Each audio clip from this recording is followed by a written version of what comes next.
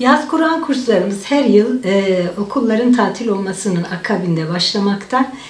Bu yılda kurslarımız 27 Haziran'da başlayıp 26 Ağustos'a kadar devam edecektir. Biz bu yıl da bu coşkuyu yaşıyoruz. Kayıtlarımız başlamış bulunmakta ve devam etmektedir. 8 haftalık dolu dolu bir program gençlerimizi ve çocuklarımızı beklemektedir. Bütün gençlerimizi, çocuklarımızı buradan bu vesileyle, sizin vesilenizle Kur'an kurslarımıza, camilerimize davet ediyoruz. Tabii ki Kur'an kurslarımızda sadece Kur'an'ın lafzından okumuyoruz, onun alfabesini öğretmiyoruz. Aynı zamanda meal çalışmaları yapıyoruz. Öğrencilerimizin, çocuklarımızın Kur'an'ın anlamını öğrenmelerini ve onların kalplerine nakşetmelerini sağlayacak şekilde derslerimiz var. Siyer, din, ahlak ve sosyal etkinliklerle devam ediyor. Dolu dolu bir program gençlerimizi bekliyor. Kurslarımıza rağbet oldukça fazla. Bu noktada Kur'an kursu öğreticilerimiz büyük bir performans gösteriyorlar çocuklarımıza faydalı olmak için. Çünkü sınıflarımız oldukça dolu, camilerimiz dolu bir şekilde adeta yer bulamıyorlar. Mesela bu noktada fikir olması açısından geçen yıl 137 binini aşkın öğrencilerimize hizmet verdik. Bu yıl inşallah bunun çok üstünde bir performans göstereceğimizi düşünüyorum. Çünkü büyük bir, biliyorsunuz geçen yıl bir kesinti yaşadık. Bir hastalık süreci oldu. Herhalde bu yıl daha fazla bir iştiyakla, bir özlemle inşallah çocuklarımız camilerimizi dolduracak diye umuyoruz. Yavrularımız Kur'an kurslarımız aracılığıyla Allah'ı, Yüce Rabbimizi daha iyi tanıyacaklar. Peygamberimizin model almada çok daha ileriye gidecekler ve gönül dünyalarına İslam'ı daha iyi nakşedecekler inşallah. Biliyorsunuz Kur'an-ı Kerim'de evlatlarımız bizim göz aydınlığımız olarak bize tanıtıldı ve aynı zamanda onların emanet olduğunu da biliyoruz. İşte Kur'an kurslarımız aslında bu emaneti en iyi şekilde muhafaza etmenin ve o güzel bir gelecek oluşturmanın çabası içerisindedir. Ve bu noktada daha iyi bir gelecek oluşturmak için yeni bir nesil, güzel bir nesil oluşturmanın çabası içerisindeyiz. Malumunuz bugünlere kolay gelmedik. Şu anda önümüzde çok güzel günler var. Camilerimiz, Kur'an kurslarımız hizmet vermeye hazır ve güzel bir eğitim ordumuz var. Çok yeterli Kur'an kursu hocalarımızla biz büyük bir coşku ile bu yılı geçirmeyi planlıyoruz. 8 haftalık bir dolu dolu bir eğitim süreci geçireceğiz. Bu 8 hafta az gibi görünebilir. Ancak biliyoruz ki birçok insanı dinlediğimiz zaman yetişkin olduktan sonra anılarında çocukken gittikleri Kur'an kurslarının izlerini görüyoruz.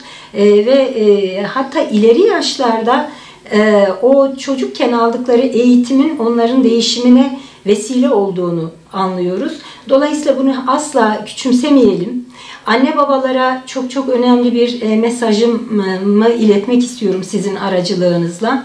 Biliyorsunuz sevgili Peygamber Efendimiz bir anne babanın evladına bırakabileceği en güzel mirasın güzel ahlak olduğunu buyuruyor.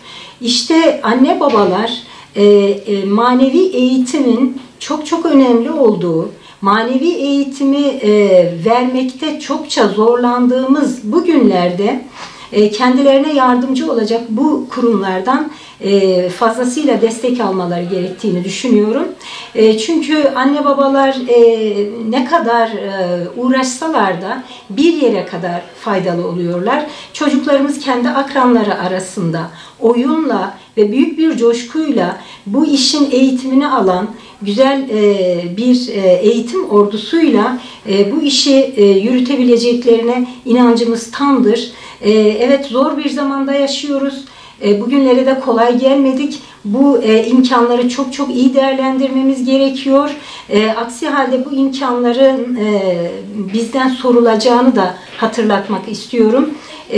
yanı başımızda, evimizin yanı başında bir cami varken, bir Kur'an kursu varken annelerimizin, babalarımızın bunu değerlendirmemesi büyük bir vebal olur diye düşünüyorum.